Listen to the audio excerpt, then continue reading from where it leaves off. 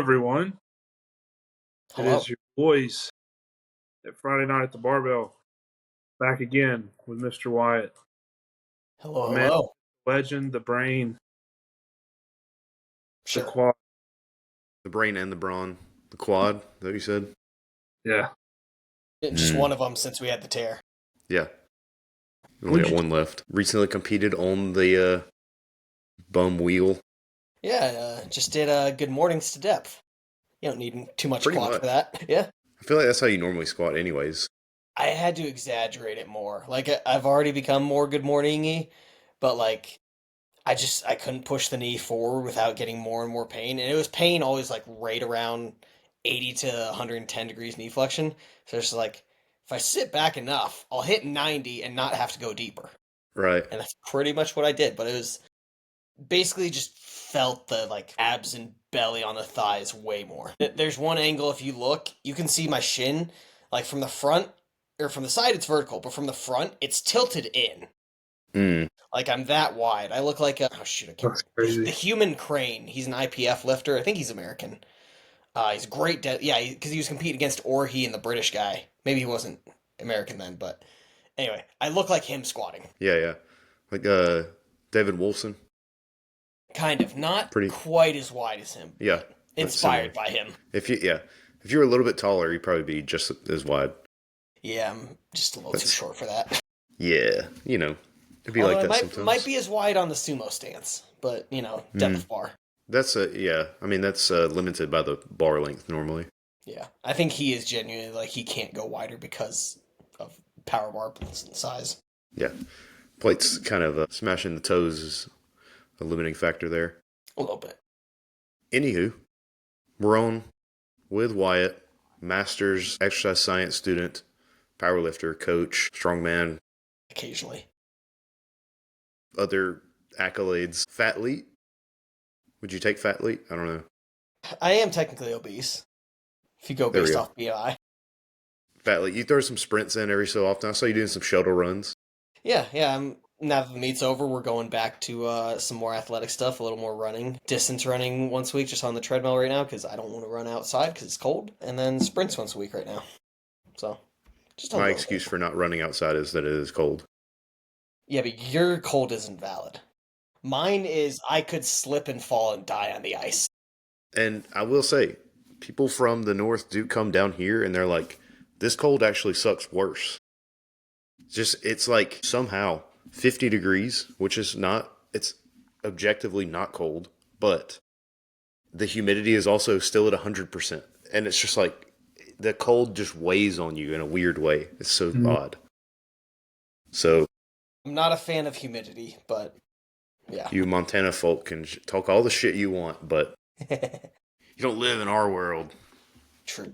In a wet, you got swamp ass, and it's fucking 40 degrees outside. It doesn't make sense. Don't worry, I'll be experiencing the humidity soon. Not here, but elsewhere. Where are you headed next? North Carolina. Okay, you're almost there. Yeah. In Crossing the 3 months? Yeah. nice. It's fun. I know. New I never adventures. pictured myself living east of the Mississippi. Never saw that, but it's going to happen. No one ever does. The Mason-Dixon isn't real until all of a sudden it is. So I'll get plenty of humidity out there. And a lot But your less music cold. taste will fit right in, so Yeah, that will plenty. yeah. You're like a fucking weird snow-covered redneck. Sure, let's go with that. Disgusting. Carson, I do want to mention, Carson was recently in a music video But yeah, with our buddy Colby Battle. Carson fucking shredding for him out there for his new music video that went. yeah, I was really proud of him. That was a cool song he wrote. He came to me and he was like, "Hey, you want to be in this music video?" And I was like, "Yeah." But it was cool. It was cool when it was all done, showing the kids and stuff, and they were just like, "That's Daddy." Thought it was like the coolest thing ever. So Damn. That is cool. Colby does like a southern rock country style of music. That's why I thought about it. But he's hopefully go check it out.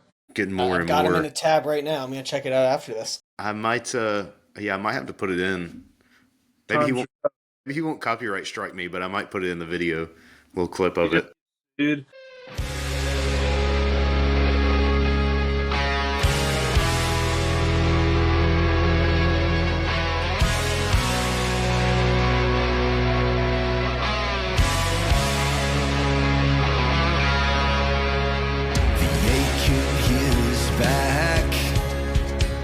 The stress on his mind. Well, he spreads himself thin so his loved ones at home can get by. But what can we do? What can we say? Keep your nose to the grind, watch your time and your health slip away. Long and hard, but he still comes up short. Those overtime hours dim as fire, tame as roar. They say wages are up, we know that's a crock. Times are tough, times are tough.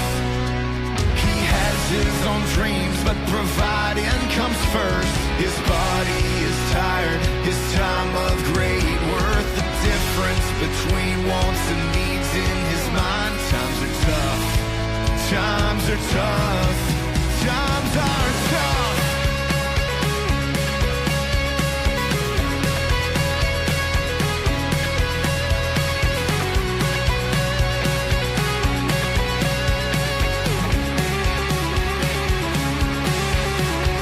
The weight on her back, she's the heart and the soul.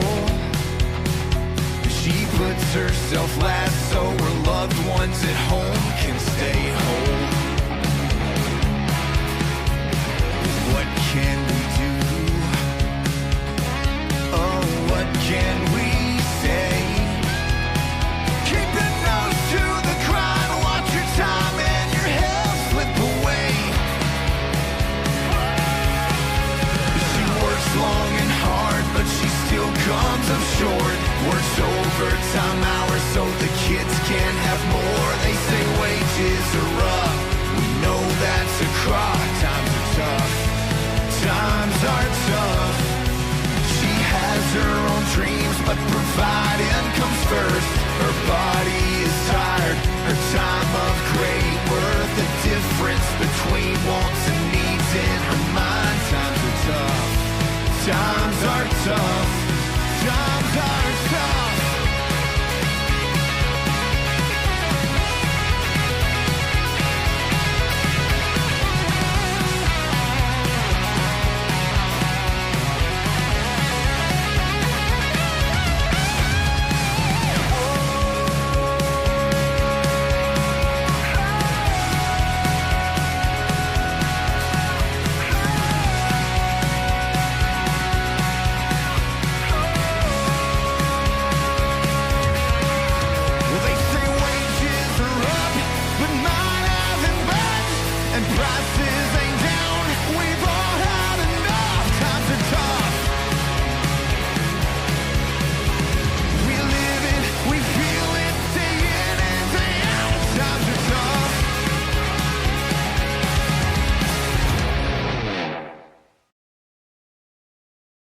I'll drive up to his house if he does. But we got Wyatt on here to talk about a couple of big topics, and then I'm sure we have a bunch of other small ones.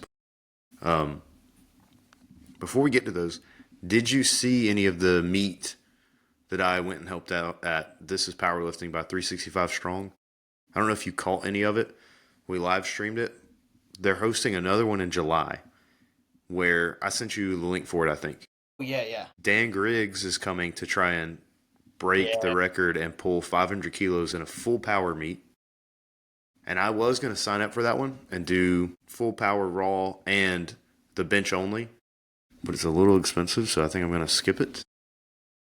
So I shouldn't have said anything before I noticed that. It's like $165 to sign up, and I would have had to pay that for 2 categories. So I said I'll pass. Leave the spot open for someone that's stronger. I did see, I think it's the same one, but Seth Albersworth just signed up for it too. Really sweet. Yeah, so it should be interesting. Matt Collins, Alabama Matt signed up. And I think they're still trying to get Craig Foster to sign up and squat 500 kilos in full power. Raw. Okay. I think he's raw.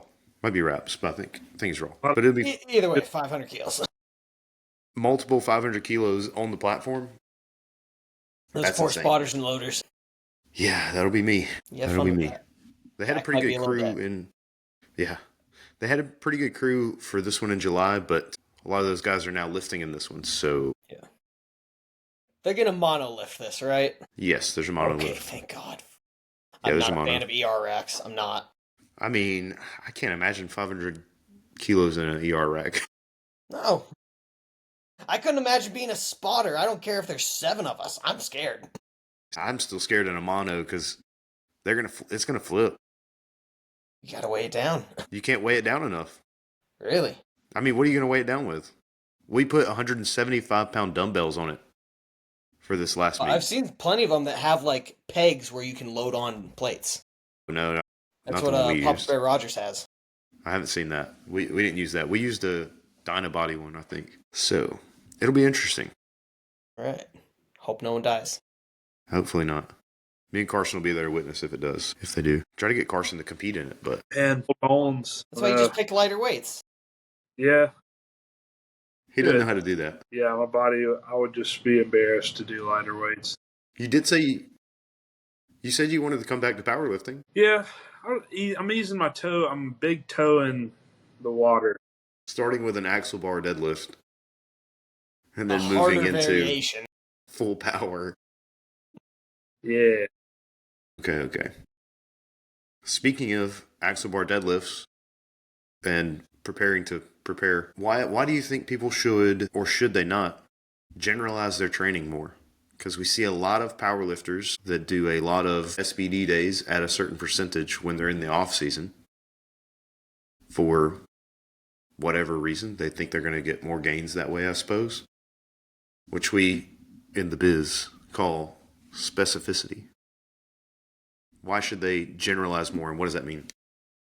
So, I'll just give a little bit of background. Like, I started out starting strength, barbell medicine. I was very much like, yeah, you know, there's usually some sort of SBD in there. It's specificity, or you're benching 4 times a week, squatting twice, deadlifting twice. Some way that you're doing multiple of the like main barbell lifts very, very often. And I'm now at a point where my last SBD day was my competition. The one before that was the Monday before competition, where it was very, very light weights. And the one before that was May 2023 at my previous competition. So in a little over 1.5 years, I've had 3 SBD days. And I say that because I don't understand why people, the main argument for SBD days that I hear is, well, I do that on meet day, so I need to be prepared for that. It's not much to do 9 reps of SBD on meet day. If you can't do that, you are out of shape. You don't need to worry about SBD days. You need to worry about work, like just doing shorter rest periods, doing a little bit of cardio. But to kind of get to the bigger picture, I'm not a big fan of SBD days. I do use them. If it's, better for someone's program, they're only able to train 3 days a week, we're probably going to have some sort of SBD type thing in there. So I'm not completely against them. I am for them if they fit the person's scenario, equipment availability, training frequency. But the idea that you need to do them because they're quote-unquote comp specific, I just don't see. And I'd much rather be able to say, like, split you're doing, that you can do other things besides comp lifts. Because this gets into a little bit of motor learning. But motor learning, one, we do better with variation. We do better when we observe people of different body types doing it, of people doing with us with similar body types doing it. We do better when, talk about powerlifting, when you do high bar, low bar, front squat, SSB, narrow stance, wide stance, to a box with chains or bands. All those things actually improve motor learning. Now, the other thing I like to remember too is it's a squat. It is a basic motor pattern. To me, in my mind, this is my perspective, and some people are going to disagree, but in my mind, you should be able to execute a low bar squat pretty dang easily without needing terribly a ton of practice. Now, you're a beginner, you're just learning the ropes. Yeah, sure, you can do low bar squat 3 times a week, and I might even encourage it in some cases if it's your first prep and you're like, yeah, I want to, be able to do it well and find depth, and if you're, inconsistent with all those things, you push your knees forward on one rep, sit back on the other, then yeah, do it a couple times a week because you're getting enough variation because your reps are not consistent. But yeah, so I think there's just value in doing different things, and beyond just like stances and variations, I really enjoy and find a lot of people enjoy rediscovering athleticism. Because I mean, Brian, I think you've held a similar view. You're trying to do some similar things, but getting back to throwing a medicine ball, jumping, running, sprinting, change of direction, doing banded deadlifts where you have to stop and hover at the bottom and have like a really fast eccentric and hard isometric. Doing some of those things, it's fun, it's different, and I have yet to meet anyone who, added some of those things into different slots and became a worse powerlifter for it. Now, obviously, if they go the route where they're like, okay, well, I'm not going to do, heavy squats, bench, or deadlift anymore, I'm just going to do this athletic stuff, yeah, your performance in SBD will go down. But time and time again, I find from a motor learning perspective, people do better when they're given variations. And I think a lot of people already do this, even the ones that preach SBD stuff, because it's like, yeah, they'll do their comp lift 3 times a week. They're also still doing things like walking lunges, leg press, goblet squats, dumbbell bench. Like, there are classic variations that most coaches already include anyway. And it's just, I tend to go a little more beyond that, be like, hey, let's do some high bar. Let's throw some bands and chains on there and try to move really, really fast and explosively, rather than just, hey, we're going to do somewhere between 10 reps and 1 rep for multiple sets, and they're going to look almost all the same. I like to get a little bit outside that. And I do find it allows for some deliberate exploration. I've programmed wide grip bench, and boom, someone realizes, like, I'm stronger wider. I'm going to stick with this for my comp lift. Or, it allows you to address specific weaknesses. The classic is the SSB in your upper back. If you do the SSB right, your upper back gets stronger. When you go back to low bar, it feels great. So that's kind of my overall stance. I know that was a long bit, but how do you feel about that? I think that was pretty good. I would like your definition of motor learning, for one, just to clear the air. So there's a couple different things there. I mean, from like a lifting perspective, you always hear in the first 2 months you're not actually like getting stronger because you're gaining muscle. You're getting stronger because you're able to recruit more motor units. So there's an aspect of that in just motor unit recruitment. But then there's also increased kinesthetic awareness. You are more aware of where your body is in space. Like, if I tell a beginner to sit back into their hips, they don't know what that means. They're not aware enough. They haven't had enough reps. I tell someone who's, been doing this for a couple months or a couple years, yes, they understand that pretty dang easily and they can sense where they are in space. And then others, just performance of the movement. You don't know how to shoot a basketball and you just you throw it up there. And then someone's usually like, all right, well, you kind of get one hand on the side and one hand behind it, and then you throw it up there. And then you learn the flick of the wrist and whatnot. And all the little things, the fine-tuning things. It's the same as, before you run, you walk. Before you walk, you crawl. The progressions of just your brain learning how to do things, learning how to send the signal to the muscle in the appropriate order and coordinate patterns. Because really, at the end of the day, our brain ends up memorizing patterns and then slightly modifying them based on external stimuli, such as a high bar versus a low bar squat. They're both a squat pattern, but your brain knows they're slightly different because your center of mass changes. Yeah, that's kind of what I was thinking, but I wanted to make sure everybody's on the same page there. Yeah, so we have this notion of specificity in powerlifting, which is ultimately necessary, but I think people take that too literal sometimes, and they're always specific or never specific. And they don't ever find a medium. And I think you can see that in where they're at in their block. Like if I'm taking like an intermediate, so to say, power lifter, and they're 12 weeks out from a meet, they're probably doing a lot of squat, bench, deadlift, but they probably have some touch and go bench, maybe tempo work, pause work, something like that in between. So it is SBD, but it's tweaked. Or you get people on the other side of the spectrum, which are they bench, squat, and deadlift once a week, and then everything else is like bands and chains, trap bar, super high rack pulls, super high deficit, something like that. Is there a spot that probably is better than others, or like which side of that spectrum would you see and go, probably no? I mean, to a degree, both. I'll bring a little psychology into this, but I also view, exercise diversity as a way to avoid burnout. If all I do is pretty dang close variations of SBD all the time, throw in some curls, throw in some triceps, throw in some leg press, people do get bored with that. And those are also, if you're doing the same variations over and over again, you got numbers in your head. And we're all meatheads. Even, I don't care how mature you are, you want to lift more than you did before. You do. And so when you get to that point where, oh, well, this has been stagnant for a long time, X and Y, Z have also been stagnant, you do see increased rates of burnout. And so I find there is definitely some value in, hey, let's, do something with bands and chains. It doesn't have to be anything crazy, but it's a little different. It feels a little different. You don't have expectations and you just go. Or hey, we're going to do low bar, but we're going to do a buffalo bar because it feels better on your shoulders, and that little bit of wobble takes 2 or 3% off. I actually find it's closer to like 5 or 10% for me. Yeah. With the buffalo bar, but yeah. Yeah, so like almost smaller variations. Yeah. Maybe. Yeah, and then, going back to the opposite, like, you do some sort of max effort of the big three once a week, and then all your variations are, anything but normal. I do think you can get well carried away with that. Like, your training still has to, like, cover the basics. Like, hey, do some squat patterns. Maybe you're not always doing comp squats, or you're not doing, barbell squat volume if you're not a really strong squatter, or back squats constantly piss off your shoulders. But maybe you're getting some really deep leg press in there. You're still doing the basics.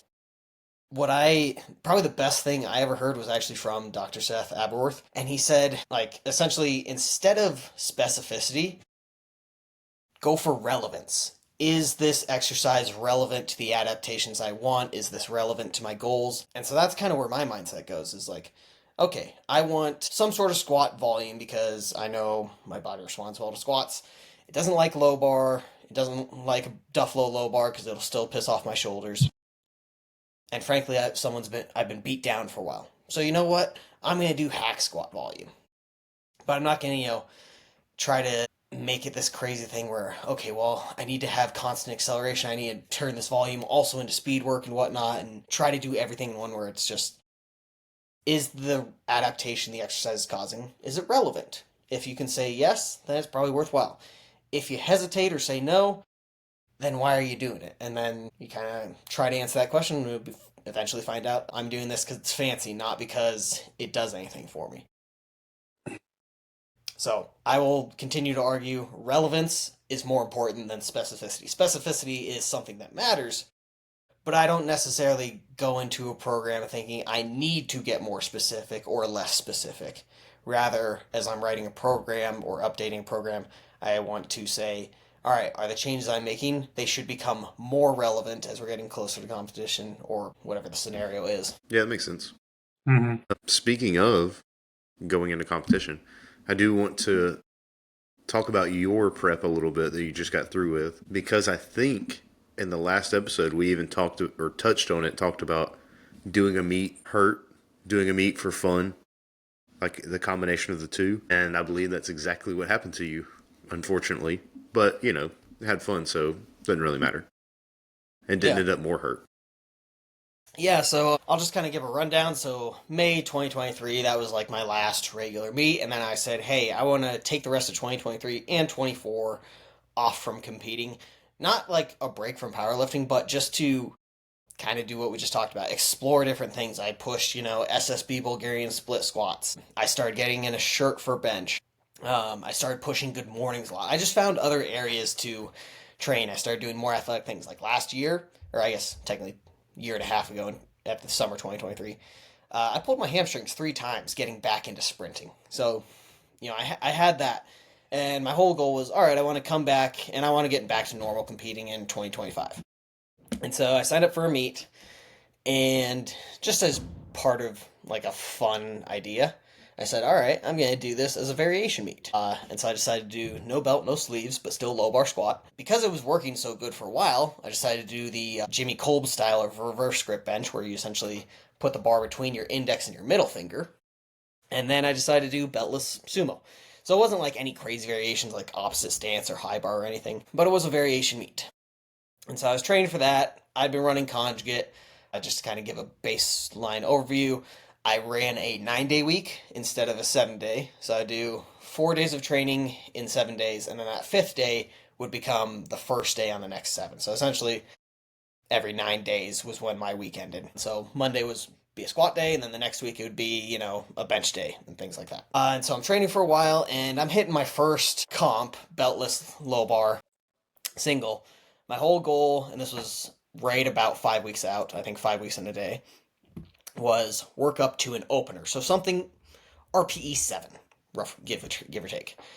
And I go into the hole, I've got 440 on my back, and about just right after I came out of the hole, I feel kind of like 4 pops and pulling up kind of on my inner thigh quad area. And I stood it up fast. I was amazed. I was super happy with the rep, but I racked it. I was in a little panic mode. I reached down and grabbed my quad, and I was just that was a really, really loud pop.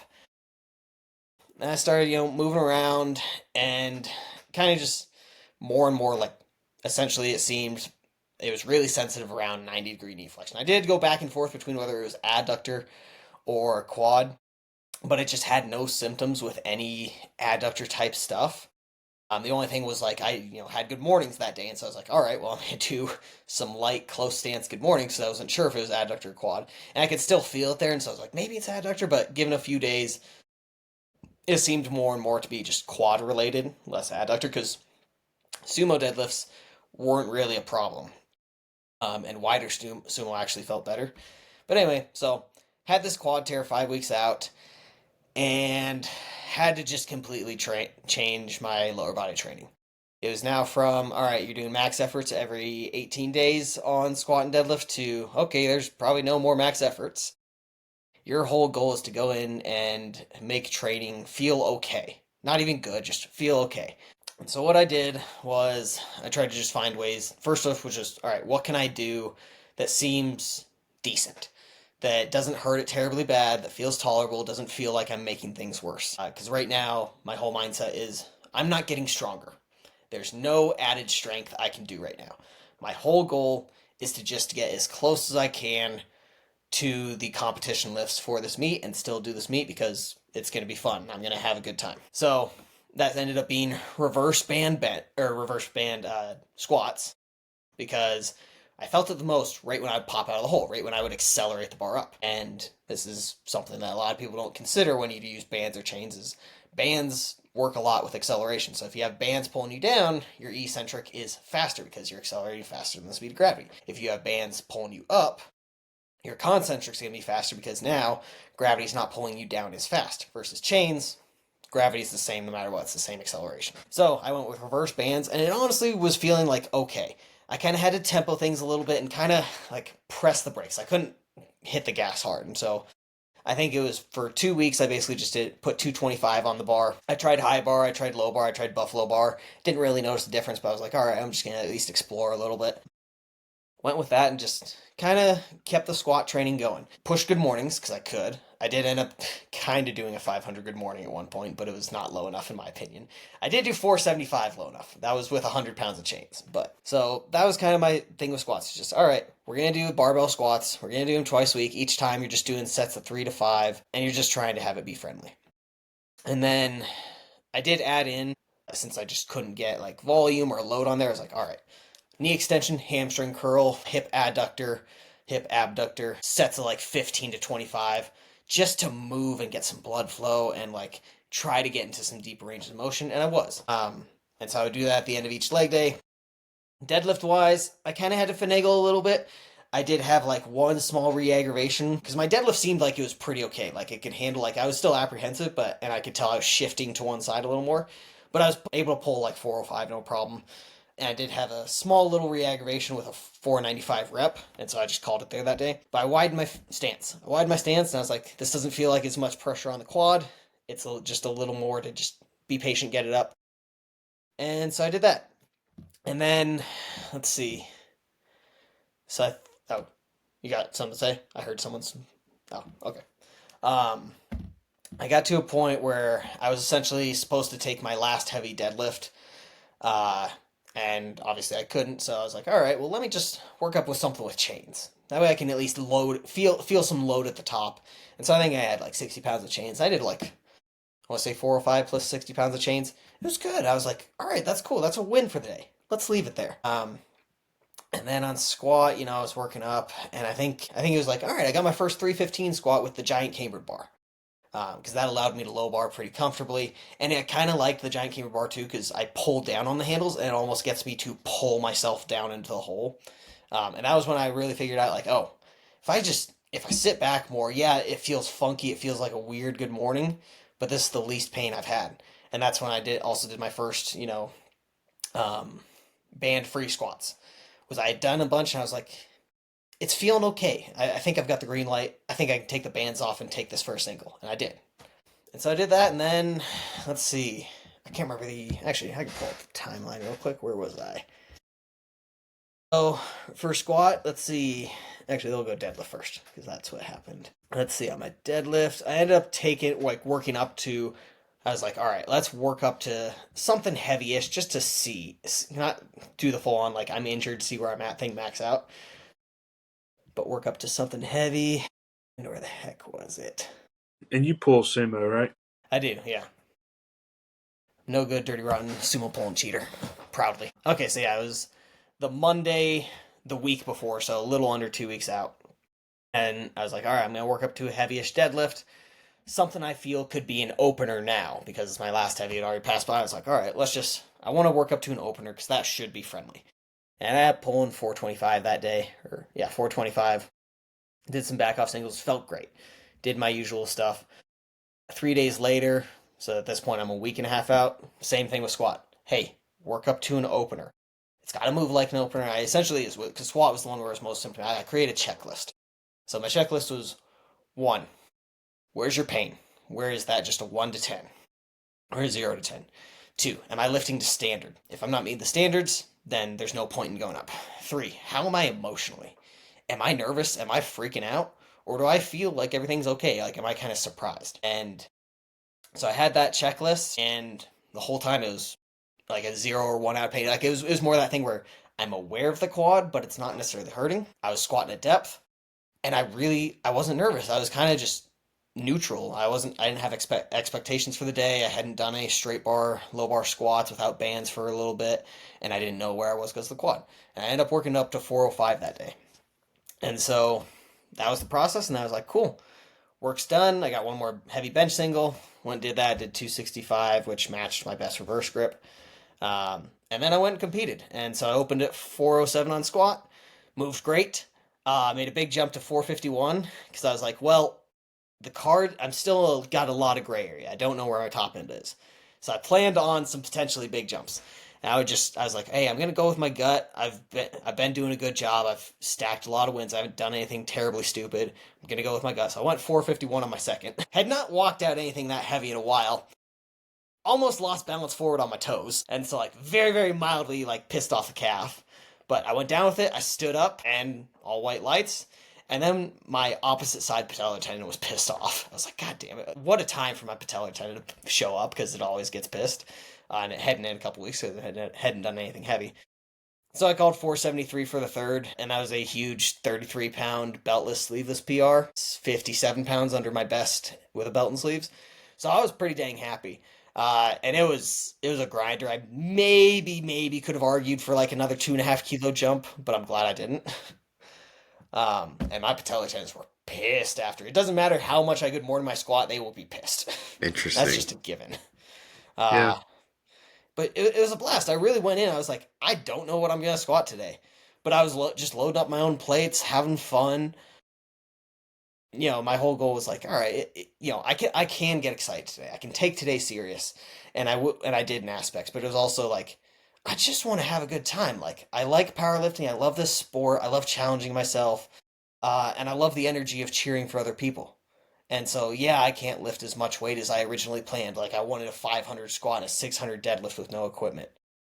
But, like, heck, I can still go in and give some effort and have a fucking blast. And I really did. And, I went on reverse grip. I did 242, 259, and then missed what would have been an all-time PR of 275. The triceps just were a little off. I think if it was like 273, 274, it would have been there, but I took my shot and I wasn't upset when it happened. I was just like, I missed. Oh well, I took my shot. I know I hit 265 in the gym really, really well. Butt stayed down. Pause was good. I'm satisfied with my effort because I gave effort. And then on sumo, I went 529, jumped up to 573. Again, kind of making that aggressive jump to where, okay, if 600's in the cards, I'm not going to do it from, 550. I'm going to do it from 573. So I did that. And then I moved a little slow, so I was like, all right, let's go 584. I think I got a shot at that. It's essentially a 6-plate deadlift. Ended up missing that one, but by far, it was 7 for 9, which still have not gone below 7 for 9. That's something I'm very proud of. 7 for 9, and it was just a fun day. And it really kind of, I don't want to say reinvigorated my love for the sport, but it just kind of reminded me, like, this shit's supposed to be fun. Like, I didn't hit any, like, all-time PRs because I did variations, but I went in, I enjoyed the challenge because it was a level of where, like, I feel really good. I feel that I can do this sport really, really well, but I also, like, reached a little above and I was like, I missed, but it was just fun and it was good energy. And yeah, kind of going back to your original question, I'm very, very pro competing when you're not in the right spot, when you're injured, because you can still give effort.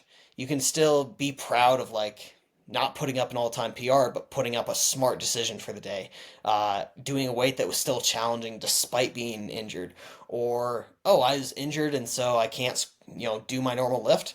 Maybe I go to a conventional stance, something like that. But yeah, it was really rewarding, and I do think it's worthwhile for more people to, if you're signed up for a meet, just go do it. Don't care about the circumstances, just go do it and challenge yourself. What's up, everybody? Just a quick break to remind you about Powerlifting United Alabama's upcoming meets. Just showing you here on screen if you have video access.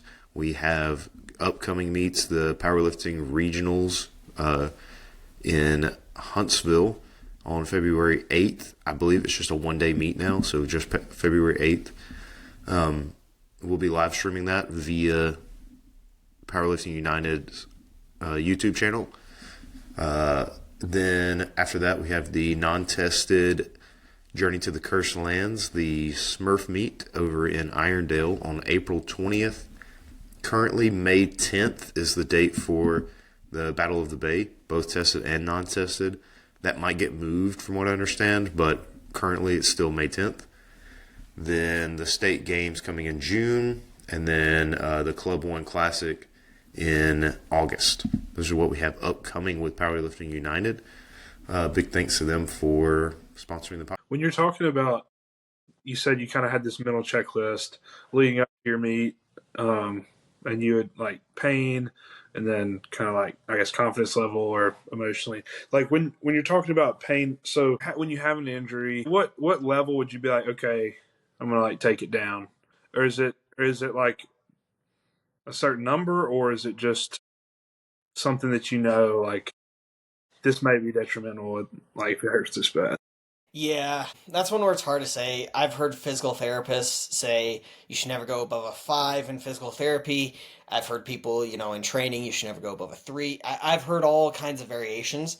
And so I personally don't put it on a certain number because also, like, different people see different numbers differently. This is not, RPE, we can pretty much equalize RPE, but when it's like a pain scale, I find there is a fair amount of difference because emotion plays a big role in that pain scale. Someone who's really calm but experiencing a 7 out of 10 pain, but they're just a calm person, that's probably a really, really intense pain compared to someone who's really, really emotional and says they're experiencing a 7 out of 10 pain. So I'll say this, I told myself, tell your ego to shut up. Screw your own ego. Fuck that guy right now. you're not getting stronger.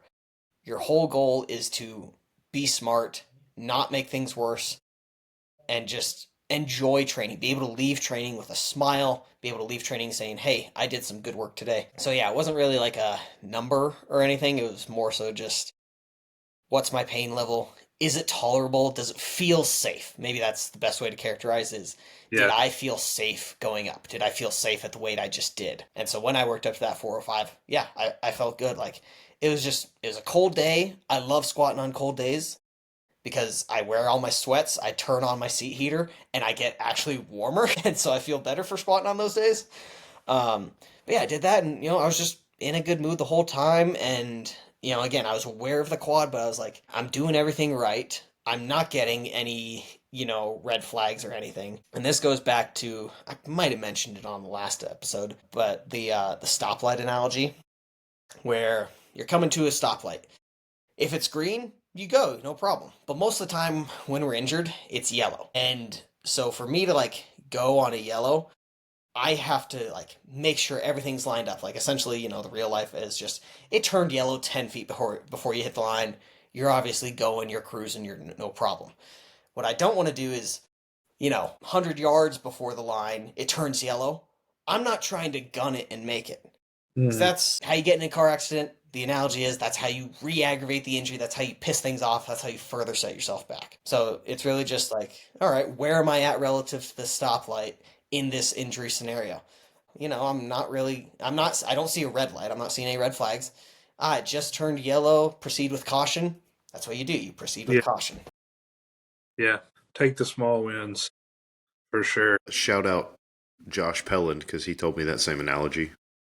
I got it. Wait, oh yeah, it is from Zach. Well, okay, Zach and Josh got it from Nate. Nice. Yeah, I don't know where Nate got it from, but for those listening, Nate's my roommate. You might have heard about him in the last episode. He's a physical therapist up here in Bozeman, Montana. He's pretty cool. He's decent. Yeah. I mean, he doesn't compete anymore, so whatever, but...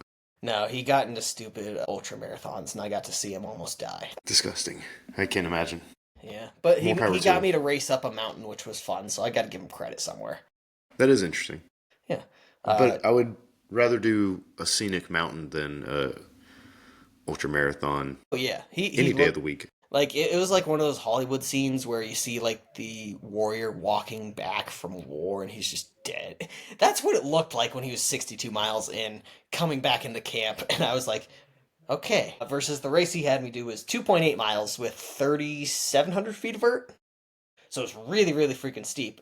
Definitely one of those ones where I looked over the edge, I'm like, I could fall and die right now, but this is kind of cool. And there was snow in August, Montana. Wow. Couldn't be us. I didn't realize that you had planned on doing that meet with no equipment. I thought that was a result of getting injured, which either way would be It was more so like a interesting. convenient thing just because, now I was injured and I'm like, well, it's kind of good that I'm doing no belt or sleeves. Because, for me, especially, I just do a lot of beltless and sleeveless training because, one, I get hot really easy, and so I hate wearing sleeves, and I'm just lazy and don't want to put on a belt a lot of the time. And so it was kind of convenient just because, those are almost triggers for me to, if I have those on, I'm like, okay, today's a serious squat day. Not that the others aren't serious, but it's just it's a little flip of the switch for me. Yeah. And so already doing all that beltless sleeveless just kind of helped, where it was just I really didn't know what I was going to lift on that day. I knew what my minimum threshold was, and I legitimately had no good idea where my top end was. And it worked out really well because of that. I think that might be a good strategy for people that do get hurt. I mean, if you are going to go through with the meet anyways, you might as well change it up slightly so you can live to fight another day, so to speak. Yeah, and just have fun, because... Yeah, it would be more fun. What's wrong with having fun in training and on meet day? Nothing. Yeah, you won't be in your head as much. I can't.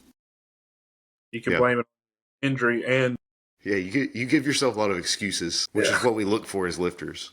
As many excuses as we can get. Yeah. And my gym didn't have a power bar.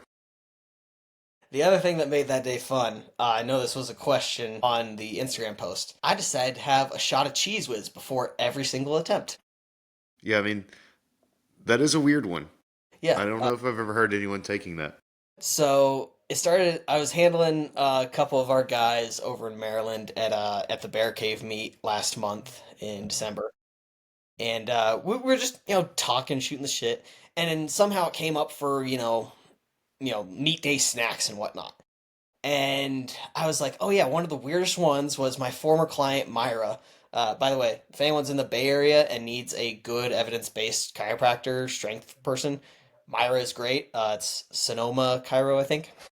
But anyway, I was handling Myra at IPL Worlds in 2021, I think so, or 2022, I can't remember. And I think this is after squats because they had a pretty big intermission. We're out in the lobby. She pulls out her snack. Cold SpaghettiOs. No. And I was just like, what the heck, Myra? She's like, it's carbs and it's got sodium and it tastes good. I was like, I guess. But then we got on that and I was like, it would be fun at every meet to just bring some unhinged snack. And so now I have a list. And so Cheese Whiz was the first one. Fun, by the way. Yeah. The others include, I think, raw potato, raw onion, raw beet, eaten like an apple, essentially. Yeah, you just pull out a head of cabbage. Yeah. Well, and my whole thing is I want it to be like right before each lift, not just like an in-between lift thing. Because also this was a really fast meet and I just almost had no time to eat between the lifts. Like I legit between squat and bench, I took a bite of my honey Uncrustable.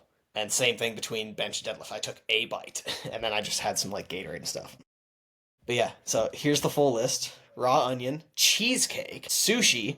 I would do like one little thing per attempt. So basically a roll per thing. Beet, potato, bottle of ranch. Do ranch shots. Could probably add blue cheese in there as well. A block of cheese, which my former roommates will attest. Sometimes for a late night snack, I'd just cut off a block of cheese and eat it. I feel like that's normal. That's the most normal thing you've said, actually. Spam, jalapeno poppers, a whole rotisserie chicken or other bird, and an entire loaf of French bread. That's the current list from viewer submissions.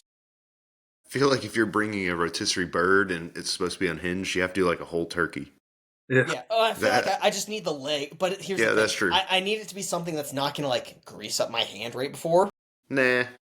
I'm not getting grease on the ball. Nah. Just bring some fucking hand sanitizer. Alcohol, dry it out. Be fine.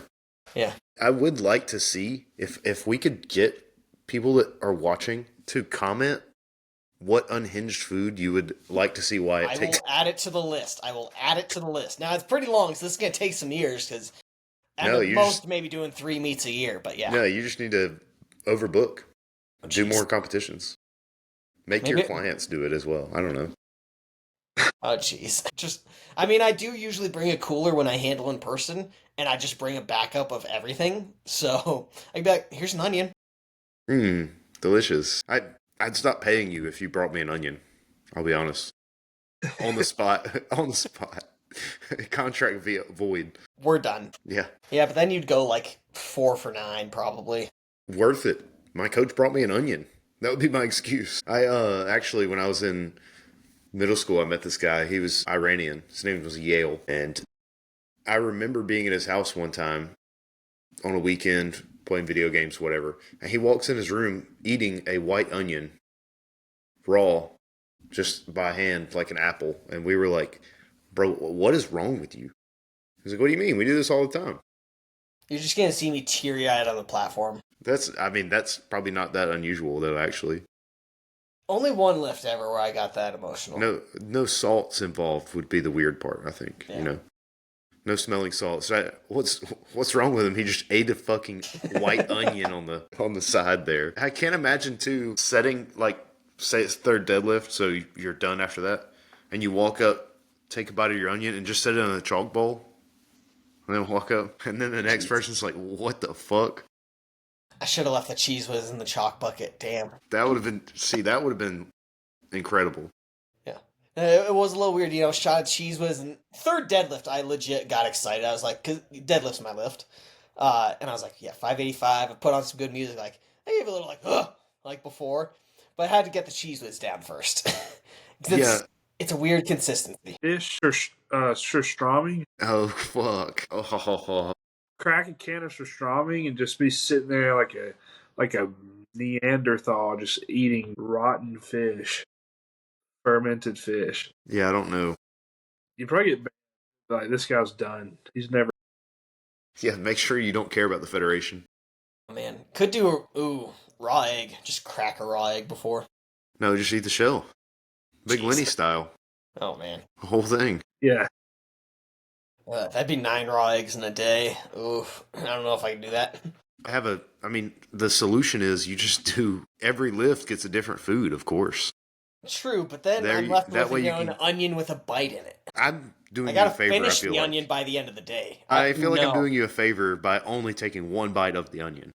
Nah, you gotta commit to the full bit. It's got to be the whole onion the end of the day. Just onion, point into the crowd and just like throw it into the crowd. Yeah, that's a good point.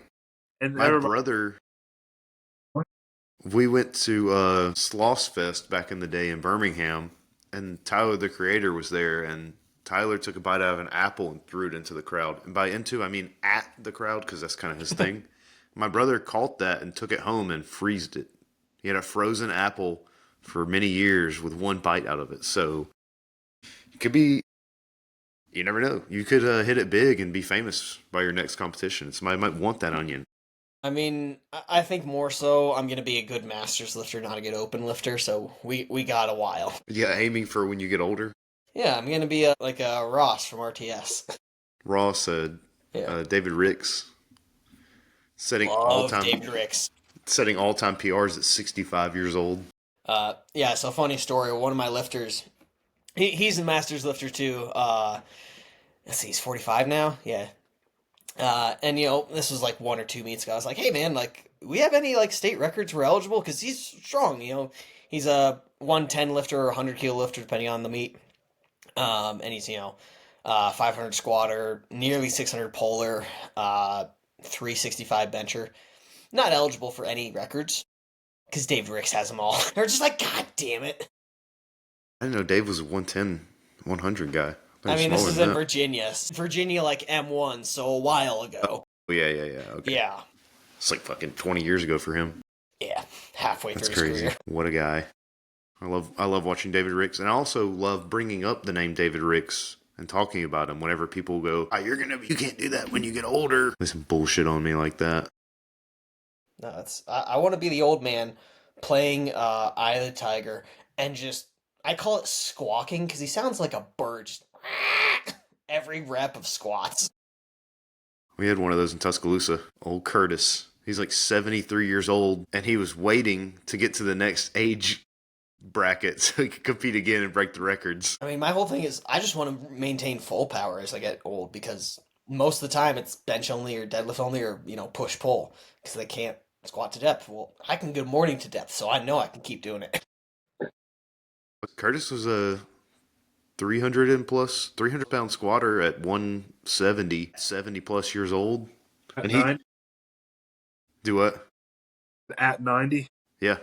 At 90 years old, yeah. When he gets 90, he'll be doing it. He loves squatting, though. He hated everything else. I mean, yeah, if I had to go if I could have a squat deadlift meet, I'd take it. He used to, I swear to God, all his days looked the exact same when he'd come into the gym, and he'd squat heavy as fuck. He'd set the pins up to where if he touched the pins, he knew he hit depth. And then he would go over to bench and do like one plate maybe, 115-ish for like 2 reps and be like, fuck this. And then he'd go to deadlift and he'd put the wagon wheels on. He'd be purple, pulling like 200 pounds. So red. Just slams it down. He's like, I'm going home. He'd talk about going home and doing 12-ounce curls all night. Fucking Curtis. Legend, man. Absolutely. Well, weird transition, but the other big question I had for you was about research and how could gym bros utilize more evidence in their training? Yeah. So first off, I think it goes both ways. Just my personal philosophy, I don't see why you wouldn't want to learn from as many potentially valid sources as possible. Because here's the deal. Science, the whole pursuit of science is the pursuit of truth. And in doing so, we prove things wrong. We prove previously held beliefs wrong. We try to prove something is real. We try to disprove it as much as possible. And if you give as much effort as possible and it still is not disproven, then that's how you get something that's true. But then also at the same time, like, we look at these studies and they don't quite match what is happening in the gym. And so we have to acknowledge limitations. But yeah, so kind of back to the original question, how can bros utilize science? I mean, just listen to the people putting it out there. Jeff Nippard, Greg Knuckles, all the barbell medicine people, anyone associated with clinical athlete who's involved with research, Sam Spinelli, E3 Rehab. Technically not supposed to say those together because they are separate now. Let's see. I mean, I'm personally not the biggest fan, but Milo Wolf still, Pack, because they're both strong with science. I don't know. There's plenty of names, but it's worthwhile to listen to. I think where the issue comes and why everyone, kind of criticizes being quote unquote evidence based is that some individuals who claim evidence-based take it too far. You have to have a study for every single thing, but it's just like, none of us actually, there still has not been a study on pause deadlifts. Not a single one. And I can't find an evidence-based coach who doesn't use pause deadlifts in their program. And so I think it's just this projection that I'm evidence-based, I'm better, I listen to the research. You still make judgment calls, and truly, what is truly evidence-based is listening to research, the most recent, newest, most accurate. Then it is patient, or in our case, client preference. What's the client prefer? What do they have access to? How often can they train? What is their lifestyle? Because I'm not going to train a 40-year-old dad who, wants to play with his kids and go to their football games and train for powerlifting and has a 40-hour-a-week job. The same as, some 30-year-old, no kids, no relationship, makes great money and has a ton of free time and, can pay for the best gym and the best equipment or whatnot. I'm not going to train those two people separately, so I have to take that into account. And then there's my own personal biases, which I, as a coach, try to communicate. Like, when I'm giving feedback or I'm telling someone, hey, we're going to try this, and if it's something that is definitely my bias, I do my best to try and let them know. I'm going to be like, hey, this might just be my bias. This is what I tend to do, but let's try this protocol and see if it works because I've seen it work with, so-and-so and other people similar to you. So really, again, evidence-based is research, it is clinical or the coach expertise, and it is client preferences / access to equipment / lifestyle. And so you have to incorporate all those things. And I'd say, even people that aren't, reading research actively are still doing those other two things. The only ones that might not be are, the 20-year-old personal trainer who's trying to tell mom she's just not working hard enough. But that's a more and more minority. I feel like that's more a meme nowadays than anything. But yeah, I mean, so for the bros that, it's worthwhile to learn science. Yes, having, getting degrees, reading textbooks, and having assignments that tell you how to read and interpret research and then doing that yourself, it helps a ton with reading and understanding research. But that doesn't mean you can't try to read research. You can still read the abstracts and then read research. One of the best ways to get better at reading research is to read it. You might not always understand what p-values are right at the beginning, but you do that and then it's like, okay, well, what's a p-value? And you go search it on Google and then you learn. So I do think it takes effort, but I think a lot of people can learn how to read and apply research. And I just think the big issue is when, we see a paper come out and everyone posts on it and it's the newest thing and suddenly length and partials aren't as good as 90-degree leg press. I'm just like, the way we're supposed to use research is we're supposed to look at the whole of it. And yes, we're going to make exceptions to it, but I believe it was Brad Schoenfeld, who said this once. He said something along the lines of, research is not exact protocols. Research is to essentially act as guidelines. If you listen to the research, you're going to have a generally good strength training program. You're going to know how to generally get people strong. You're going to generally know how to add muscle. You're going to generally know how to get faster. Now, there are specific things that we'll look into, but for the most part, research is guidelines. It's recommendations. It is not rules. And I think that's where a lot of people get frustrated is they think it's a rule and then they've seen an exception to the rule themselves. So obviously research must not be right. When in reality, if we look at research, the findings are almost always presented as the average. But if you look at the individuals, if that data is present, which I wish more research would put out the individual data sets, you would see that there are some people who match the average almost perfectly. There are some above, and there are some below. And that's just a normal bell curve distribution of humans everywhere. So, yeah, I think bros should utilize research, but at the same time, I hate when people criticize anecdote or criticize bro science. there will be people. I think West Side is the most classic one to get criticized because it wasn't quote unquote research evidence based. But you can't deny those people got stronger. Those people lifted some massive weights in a time when equipment was not very strong, and a lot of them were like blue collar workers, working 40 to 80 hours a week and getting massively stronger. Granted, likely genetically elite, using performance enhancing drugs. You have to admit all those things. But you still can't deny the results, because I think that's something else that people do is they look at top tier athletes, which, again, you do have to remember top tier athletes are top tier athletes because of their genetics and because of their work ethic and their environment and, the random chances and whatnot. But just because someone is a top tier athlete does not, dismantle every one of their training aspects. It still did work. A lot of people like to say, well, they would have been a top tier athlete whether they did the right training protocol or not. There's some truth to that, but also you can't just assume that. It's the way that if you what is that? I wrote it in my notes. So blind acceptance and blind denial are just as bad. This is something like Neil deGrasse Tyson has talked about when I think he's talking like religions and stuff like that, because he talks everything. But if you just deny all science or just accept all science, both those are wrong. Mm-hmm. If we just deny or accept all anecdote, that's still wrong. We have to be able to approach each situation with nuance and critical thinking and something that's not popular, but slowing down and not immediately putting your opinion out into the world and then sticking by your opinion because you made it public and we see it as unfit to be wrong. If we just were more comfortable being wrong, and this is kind of a personal philosophy I've had over the last few years, because when I first graduated, I felt like I had to post all this information and put all this stuff out there, and I still do like to post information, but I kind of just came up with a narrative of, hey, just for a while, shut up and listen. Mm-hmm. Don't feel like you have to say something, or if you do, ask a question, or just don't feel super strong about things that maybe just aren't as established. If Seidman says something like 90-degree eccentric isometrics are the best way for hypertrophy, no, I'll fight that till the day I die, because there's no evidence for that. Mm-hmm.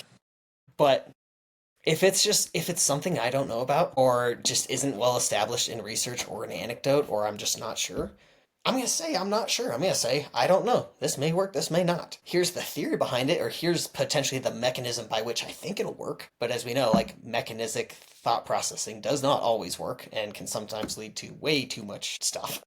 Mm-hmm. So yeah, honestly, I wish more people would slow down and do less blindly assuming something is right or wrong based on whether it's science-based or anecdote-based, and rather just think on it, ask questions about it to gather further understanding. And then when you have a further understanding and want to state your opinion, don't do so in a way where, and this is hard to do on the internet because everyone thinks if you state something, you just 100% stand by that. But, state it, and then if you want to put it on the internet, be like, hey, I'd love to hear your guys' thoughts on this and have conversations via DM or, comments or something like that. But that doesn't get views, that doesn't get likes, that doesn't attract customers. So it's hard for people to do. Right. But it's something I try to do, and I fall short of it too. There's all times. It could be, it could be science, it could be lifting, it could be any subject out there where I know something or don't, and I could immediately jump to a conclusion. Then I catch myself, I'm like, well, if this were lifting, I'd probably think about it a little more, and but yeah, I think both ways. You gotta learn from as many resources as possible. Louis got a lot of people strong, and he used Russian research, and a lot of people be like, well, the Russian research isn't all that good. If you look at the Soviet Union, to this day, this might go away in a few years, but to this day, the Soviet is still second place in Olympic medals, and a lot of people will disregard Soviet science, but they did something right. Now, it was state-sponsored athletics. It was using PEDs. It was getting children as young as 8 years old, taking measurements on them, seeing what their athletic abilities were doing, and saying, you're going to be a swimmer. You're going to be a gymnast. Things like that. But they did all those things, and then they created some of the best athletes in the world at that time. And the fact that they were only in the Olympics from, I believe, 1988, and are still second in medals, Great Britain's getting close, but they're still second in medals, is wild.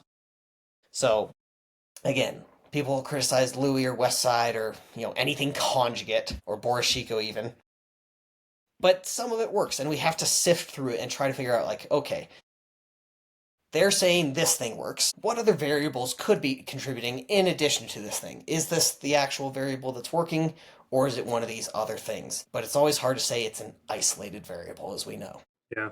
I think what you said first about how like a new study comes out and everybody's like jumps on, or people will like pick out these studies that say, like, for example, like aspartame or artificial sweeteners. There's like hundreds of studies on these things, but somebody that has like a really big bias, they'll pick out this one study that shows this amount caused cancer growth in rats at this dosage or whatever, and they'll say, like, you know, artificial sweeteners cause brain cancer. I feel like that's a lot, especially now with social media, and people like nitpick these studies, and there's so much like bias with people.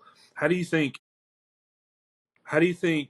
you can avoid bias, as far as, or how much bias do you think is in more modern studies now, and how much do you think people were just making these to like push an agenda or a product, if that Are you makes talking sense? about like the posters bias or like the researchers, or you as like a Just like viewer? the researchers, or like whoever wants to do the study, how much do you think there are a lot of studies now that just get put out to push an agenda, or you know I mean, it's hard to say, and I imagine that's going to be different in every single industry. Kind of one of my rules is if someone's saying big so and so, that to me is a red flag. If someone's just endlessly criticizing, big neoprene put out this study that says knee sleeves are better. Shut up. There's no big, like, don't get me wrong, there can be biases. There absolutely can. I don't want to go the opposite way and say, no, all studies are pure. No, there can absolutely be bias in studies based on who's funding it, based on just the opinions and previous beliefs of the researchers doing it. We hope that with every study it is a pursuit of truth rather than a pursuit of being right. But we humans love to be right. We don't like to be wrong. And again, that's kind of worse. So, ways you can avoid it. It's hard. Whether, as the researcher, I hope, people participating in research, which I hope to one day, are doing so not with, mind of being right, but with a mind of curiosity, of further exploring to understand, okay, what is the result? And then when we find out those results, okay, why is the result? Because those are the kind of two big pursuits in science. Or if I do this protocol, what will be the outcome? Okay, why did that outcome happen? And so, as the researcher, I hope you're doing that. But as the consumer too, or just even someone on social media, I think again, trying to, and this involves how you interact with other people, but making it okay to be wrong again. Just because the internet loves to, anytime someone says wrong, they blow them up, they cancel them, and I'm not talking about like social injustices or anything like that, but just like let people be wrong. That's how we learn. I mean, that goes to just about every learning aspect is you perform an action, you say something, you do something, there is a result, and if that result is good, you continue it. If it's not, it's not. So it's like motor learning. If you dive bomb a squat and round your back over, you're probably not going to have a great squat. Well, if all you ever do is tell people they're wrong and shame them for being wrong and just hate on them, why the heck are they going to want to agree with you? Why the heck are they going to want to change their mind when you're an asshole? And so it's being that on both sides. It's you yourself being okay with being wrong. Like, hey, if I'm wrong, hopefully I learn from it. Hopefully it can, better influence my decisions or my beliefs in the future. And if you see someone else who's wrong, or you don't just go into the comment section and say, you're a fucking idiot, this is why you're wrong, X, Y, Z, and just get into an argument, because 99 out of 100 times an internet argument just results in two sides further believing what they already believed. Mm. So instead, this is where things like motivational interviewing, which again might not be the best place to do motivational interviewing in the comment of some stranger who has a different opinion than you, but just in the people around you that you're doing that protocol. Why are you doing that, or what led you to that belief? Have you seen that in your clients? Can you tell me more? Like asking questions to explore and going in not necessarily thinking you're right and they're wrong, but just going in like I have this belief, they have this belief. Let's learn more about each other. Yeah. And I wish that would happen more, but my faith in the internet isn't there. why do you think people seem to tie and kind of tie so much emotion into their, I guess, in talking about results to research, like, why do you think people get so emotional? Say someone in the like hypertrophy world, if they're like extremely high volume is better, and then a study comes out that says, you know, lower volume may be better, then why do you think some people just hold on to their views so much and they get so emotional about it? So this is interesting. That may be more like a psychological question. Well, so this is funny. So a buddy of mine, this is probably 2020 or 2021. I'm a big proponent. I love spinal flexion. I love Jefferson curls. Just today, I did seated sandbag good mornings where I deliberately round and extend my spine. And this friend of mine told me, you know, on Instagram, you should be the spinal flexion guy or, you know, the back bend guy because there's knees over toes guy and there's other things like that. Yeah. And I said, no, I don't want to tie my identity to this belief. Because when you tie your identity to the belief, no one likes to, we're not really comfortable with changing who we are. That's just kind of how people are. I don't know all the psychology behind it, but people don't like to change who they are. You can see this in politics and religion, and you can see this in I'm a lengthened partial hypertrophy guy, or I'm a full range of motion, or I'm a high volume. Like, people they put themselves in these camps, when in reality it's like, we don't need to be in these camps. We need to just learn from different ideas and see when things are more appropriate, when things are less appropriate. Because I'll tell you right now, there's been times when really high volume was really appropriate for me. It was usually in low stress time periods. You know, I wasn't worrying about living check to check. I was eating good. My stress was manageable. I enjoyed my work. And then there's, you know, other stress time periods where, okay, I'm working more. I got limited time. I'm trying to be on a schedule. I'm trying to eat well. But high volume's not going to cut it for me. And so, you know, every time one of those comes out, I kind of just think like, okay, well, it's just more of this works sometimes, the other works other times. And we can generalize, like, you know, we can take a big systemic review and generalize everything. But at the end of the day, there's always going to be environmental factors, personal factors, and just things like that that contribute to which route we're going to take. And this is my favorite thing. Nothing is mutually exclusive. You can do a couple blocks where you're high volume. You can do a couple blocks where you're low volume. You can do blocks where you are focusing on lengthened partials. You can do blocks where you're focusing on tension at a lengthened position, like a preacher curl that's not a full lengthened partial because you're in shoulder flexion. Or you can just not even designate a block as focusing on something. You just do what's appropriate and not have to, like, categorize everything. Like, I saw a funny post the other day from Clinical Athlete, and they're like, how do you categorize a dip? Is it a horizontal push or a vertical push? And then, of course, my boss, John, and there we build stronger, he goes, it's triceps, because he loves triceps. And it was just, but then they had a follow-up post where like, well, okay, some of you categorized it this way, some of you did the other way. Does it matter? Does it? And we're just like, it makes it easier when we're talking about things, but at the end of the day, you know, I'm going to select a dip as an exercise because it's appropriate for the person or the scenario, or they really just like dips, not because it's a horizontal press or a upside down vertical press. I don't know. Yeah, I saw that as well, and it made me laugh because I thought it doesn't matter. Yeah, It although literally doesn't matter. dips are in on my horizontal push pull day because that's how I organize my training for this off season. Because it's just like, yeah, let me just have one day a week where I'm doing some bench volume, and then I'm going to focus way more on overhead because it doesn't hurt. Not at all. I think a lot of people get tripped up because research is often behind. Like anywhere from 7 to 15 years behind. So what you're seeing in the gym normally is what we haven't confirmed yet. That's really all it is. Mm-hmm.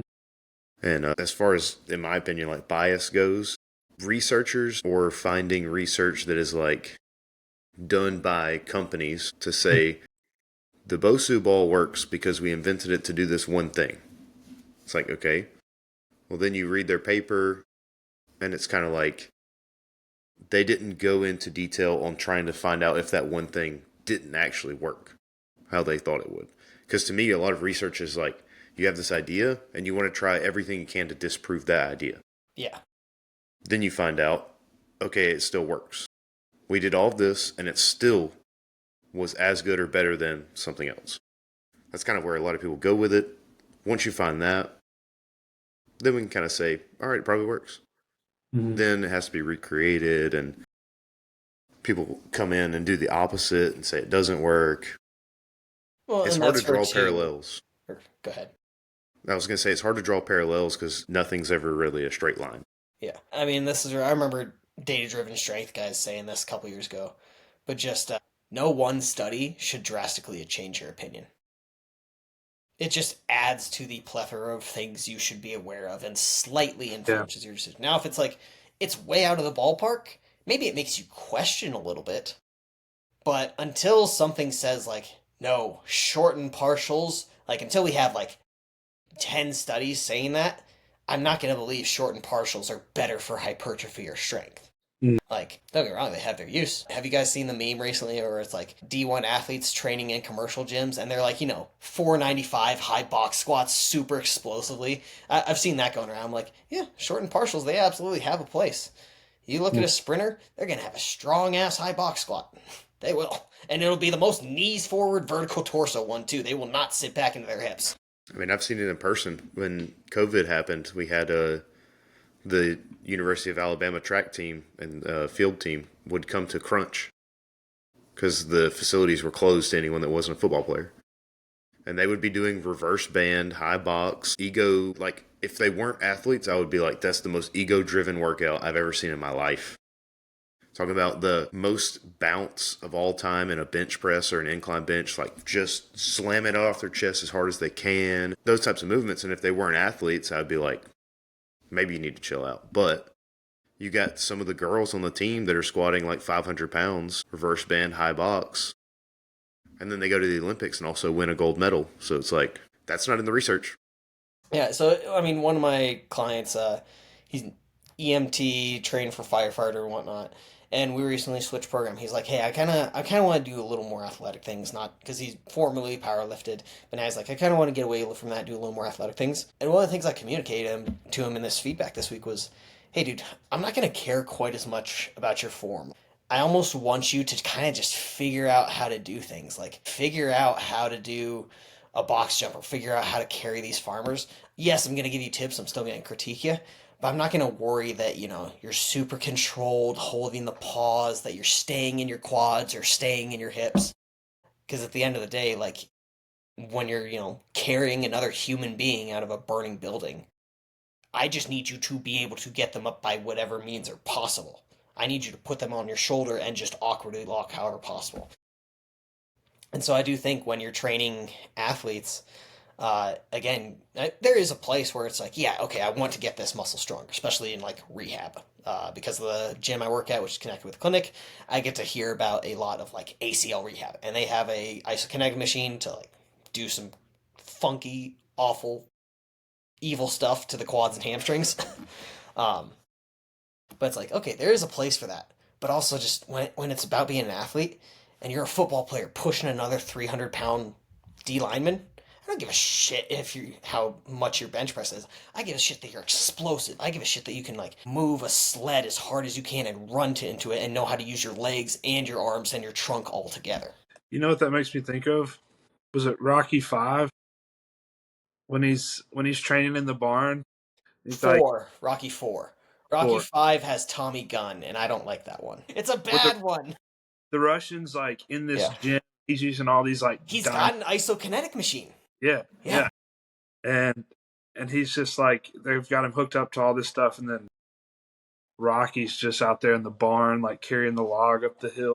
Yeah. He was doping too. Doping on the big screen. Like the Sharin. Yeah, that's what I'm saying. They literally showed him doping on the big screen. Well, because that was Soviet-era Russia. Yeah, exactly. It was. Like, the whole theme was like, oh, this is perfect, like, because Soviets have already been accused of this. I kind of feel bad. Not really at the same time. I was a manager at a place in Tuscaloosa at one point, and then we had some, like, younger people that worked for us. And one of them was a high school girl. She was, like, 16 or 17. And I convinced her very easily that Rocky IV was based off a real story, and that he helped end the Soviet Russia regime. And she believed it 100%, went to school. I think she was doing like some kind of report on Soviet Russia or something. And she went to school talking about it. And they were like, are you a fucking idiot? So I kind of feel bad, but at the same time, you know your history. Come on. His character, Rocky, is, I mean, they say it in the first one, essentially, but it's based off Rocky Milano? Marciano. Marciano, yeah. Yeah. It is based off him. Like, that is It where is. Sylvester Stallone got the name idea. Oh, the Soviet. The only real character in the whole Rocky series is Buttkiss, the dog. Because that was actually Sylvester Stallone's dog, Buttkiss, that he had to sell. The first coach he had was based off Cus D'Amato, I think, too. I think so, yeah. And Mickey, I can't remember the actor's name. Mickey, he yeah. actually was a boxer. Like, that actor was a former... That makes sense, You yeah. look at his ears. That's legit cauliflower ear. Yeah. Yeah. That checks out. But, so funny that you just mentioned, PEDs. One of my pet peeves in powerlifting is natty pride. It is a pet peeve of mine. It's because cringe. a lot of time it's coming from, like, a 16-year-old kid. I'm just like, you're 16. You haven't had the opportunity. Like, I get you were, you had some version of, we had Red Ribbon Week when I was in elementary school where I pledged to be drug-free. Red Ribbon? Yeah, This that's is what it Dragon was Ball for Z? us. That's what it was. It was Red Ribbon Week. You signed a little pledge to be drug-free. And We they had had, the, like, a Dare bouncy program. house course. Oh, yeah, Dare, that's one, too. I'm just like, buddy, you're a 16-year-old powerlifter. But even the people beyond that who still have natty pride, I'm just like, why? I don't care. I don't care if someone's natty. The only time I care is if you're on stuff and you go knowingly compete in a tested one. Like, yeah, okay, you're trying to win a local powerlifting comp while being on stuff. Come on, man. Just go do USPA or WRPF or PLU untested. Like, it's not that hard. Yeah, subhuman if they do that. I will say, though, I know people here and in Birmingham that are like USAPL diehards. They only watch, like, or PA even, because they'll talk about the one that coming up this week in the Sheffield. Yeah. Like, it's their fucking Super Bowl. Yeah. And they're like telling me all about this. Oh, this person's going to do this person's going to do that. I'm like, I really don't care. It's interesting, I guess. Yeah. I care about the meet that's going to happen here where they're going to try and put 500 kilos on the bar and two different people are going to attempt it because I'm going to be there. Yeah. I don't care about I'm going to the put Sheffield on tomorrow, but I'm going to be programming. I'm not even going to do that because it's just not that interesting to me. I have watched it in the past and it is a cool concept where you get a certain percentage over the current world record and that person wins. So it's an open class event, which I like. I think we need more of those. But it's still powerlifting to me. And it's hard to get up in the morning to watch a live stream for powerlifting. Yeah. Unless I know someone. Plus, Ray's squat still isn't technically the world record because it happened at Nationals and not at an IPF Worlds. And so the record Jesus has to break is not, in my opinion, the squat record. But, I digress. It's his own record at this point, isn't it? Yeah, because he broke it he broke Ray's record last year at Sheffield, yes. Ray's IPF record. Yeah, so also I've seen Ray Williams squat 1060 for a double in person. So Matt Gary, you've heard the name, right? Yeah, that's his coach. He's up here in Montana. I've gotten to talk with him a few times. He invited me to lift in his garage. The day Ray set, 490 kilos? That's what he hit? You're using weird numbers. I don't know what that is. It wasn't the 500 kilo squat. I know that. The reason they did not call 500 is because his second attempt, he either lost balance or slightly got called for depth, or I can't remember. They were going to call 500 for that day, and we've all seen that squat. We all are pretty confident 500 was in the realm of possibility based on how I believe 490 moved. So it's a shame that they didn't call 500 that day, but they were supposed to. That was the plan. It's just, yeah, a bit. Shame. Either way, those people that talk to me about the Sheffield and shit, they're the ones that are like, this person's natty for sure. They're better because they're natty. Natty matters. And it's like, natty lives don't matter. Just like no one else's. Calm down. Everyone needs to chill. So here's a hot take, though. I wish local powerlifting meets didn't do any drug testing. I wish that they only had... You want to do drug tested nationals? Cool. You get drug tested there. But just... And again, this is going to bother some people. I'm not 100% behind it, but unless you have more than 6 people in your weight and age class, you are more than 50% likely to get a medal.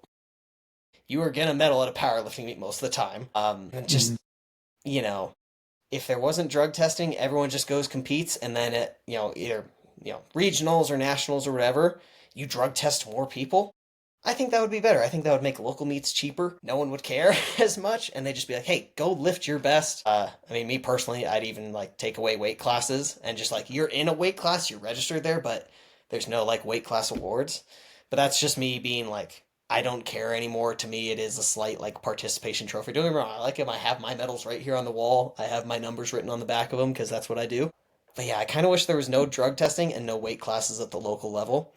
Because then also, you wouldn't have people with, a 250, 300 dots water cutting for a local meet. That was actually what originally spurred this, was like people water cutting for like, why are you doing this for a local meet? Why are you doing this for like not a, nationally qualifying total or some big record?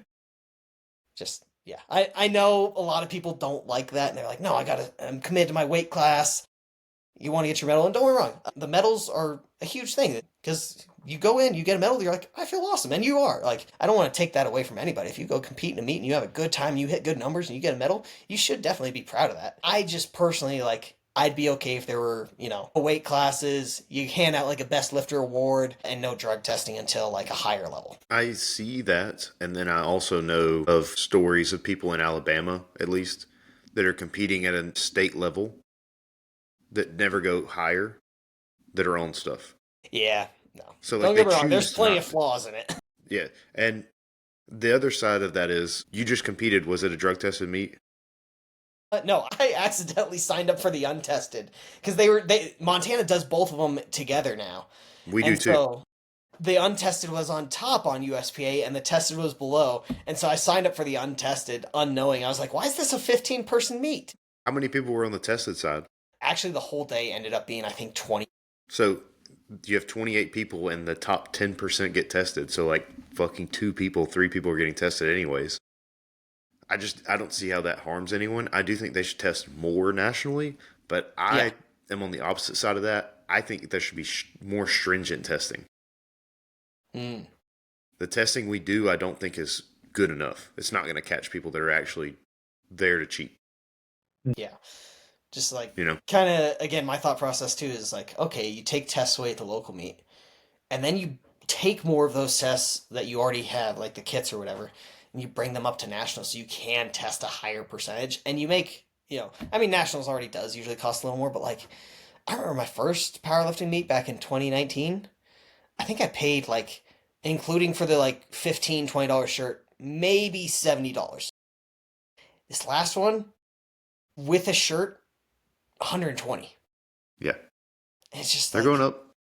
Yeah. But and I was in the untested too, so I was just like, geez. Everything goes up.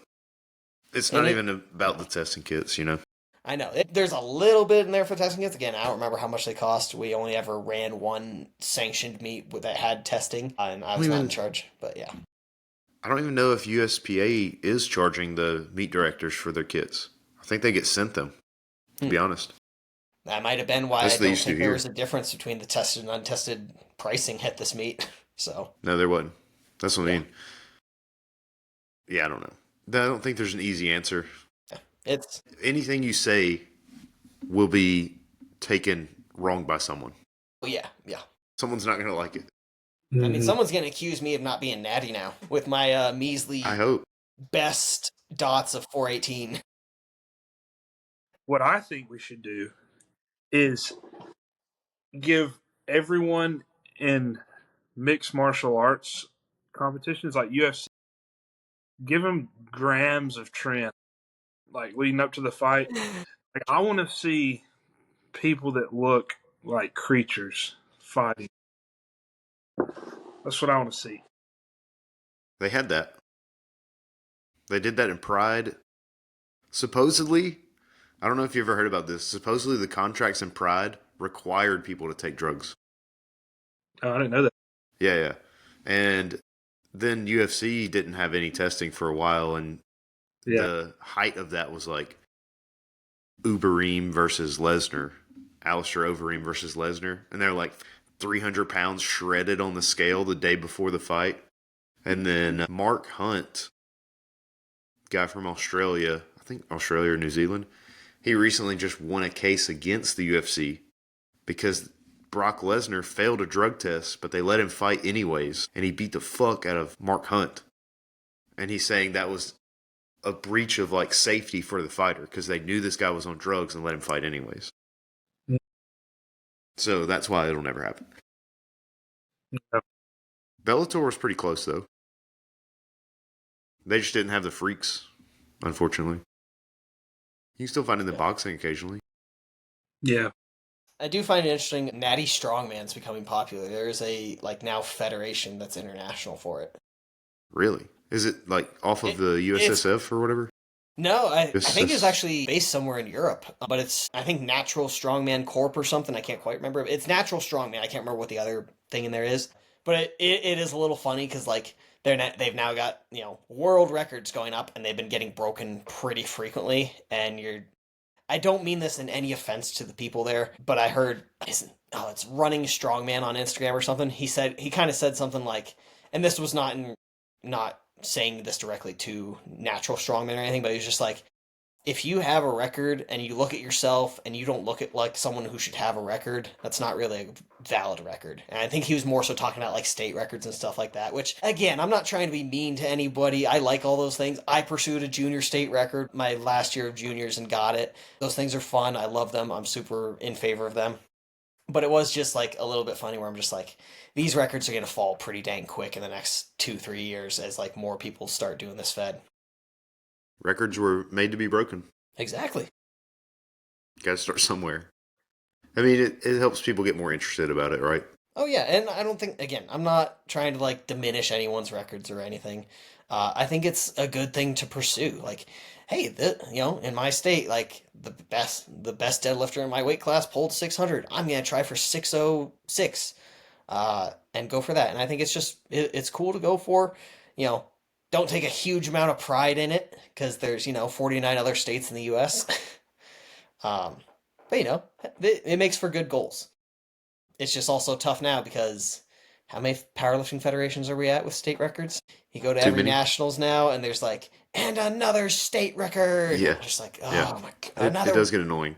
Yeah. When you see somebody that broke 12 records on the day, it's like, yo, come on. Well, here, I'm going to invalidate my own record, which has already been beaten in Arizona USPA. But the USAPL won on a stiff bar, same weight, 83 weight class versus 82.5. He was better. He had like a 622 deadlift on a stiff bar. I had a 600 on a deadlift bar. Mine's not valid. Plus, it already got broken. So this Natural Strongman, that's just their website. Okay, yeah. The under 90 kilo baseline deadlift is 300 kilos. The under 105 is already set by someone, John Mallon, at 342.5 kilos.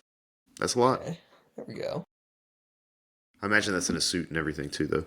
Suit, I assume, ramping, figure eights. It's pretty cool, though. Yeah. They got a few records on here. Yeah.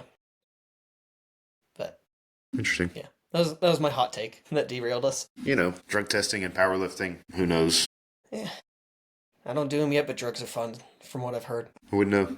They help. A little bit. So I've heard. Yeah. You going to do the axle bar deadlift? When is it? It's going to start February 1st.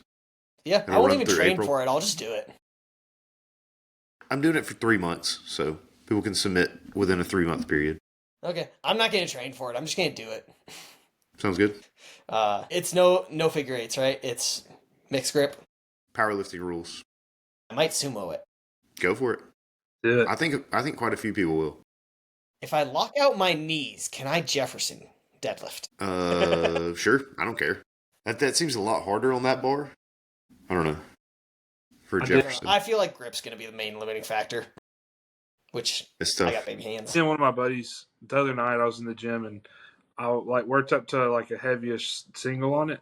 And I will say, because I pull hook grip and like going back to a mixed grip on the X bar, I was like, whoa, this is this is different for sure. Yeah. But it felt too bad. Well, and you gotta, since it's so big, you end up going into like wrist flexion too. you can't fingertip mixed grip it like a regular bar.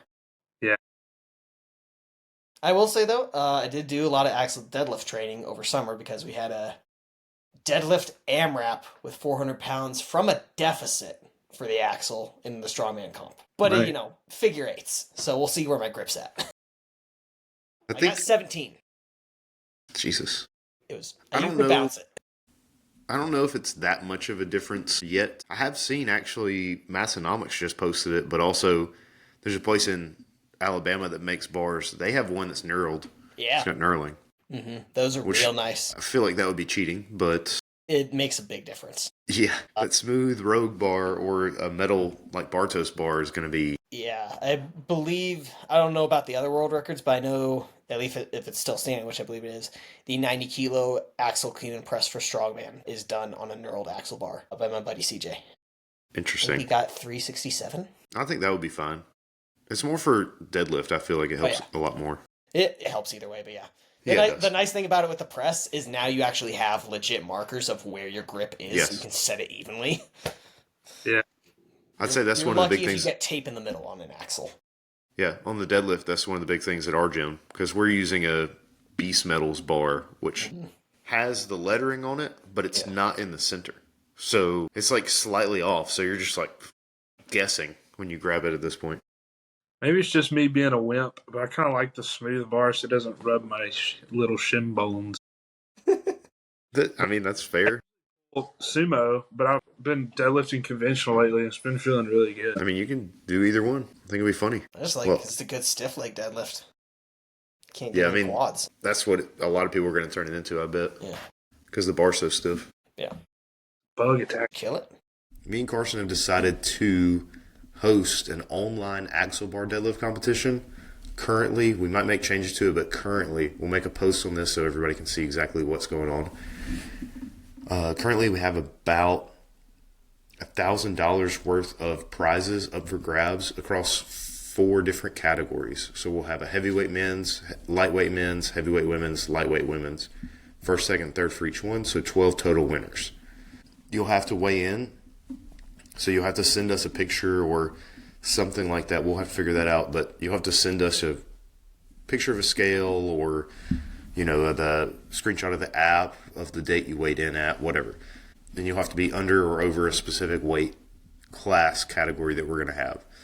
Then it'll be an axle bar, powerlifting rules, so you can pull sumo, you can pull conventional, you can pull hybrid, doesn't matter.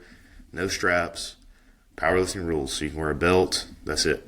You can wear wrist straps, I guess, if you wanted to. This bar is a lot thicker, so you'll probably have to do mixed grip, but that's part of the fun. I think everybody can improve with the stiffest bar possible. It should help everybody with their speed off the floor when you go back to a deadlift bar or a normal stiff bar. So it's a fun way, kind of have a competition, and get everybody better at the same time. So that's why we wanted to do it. So yeah, that's going to run from February until April, or till the end of April. We'll get a post that's more official and have everything laid out, all the rules, so everybody knows, but just be on the lookout for it. $1,000 worth of prizes across 12 different placings.